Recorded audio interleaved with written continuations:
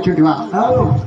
సరే, పాంచాల దేశాధీశ్వరులకు ద్రుపద మహారాజు గారి యొక్క పుత్రికను, సౌందర్య గాత్రిని, అంధ్రాల పుత్రికను నాకు నా యొక్క నామాంకితమైన ద్రౌపది అనే నాకు భర్తలు 5గురు.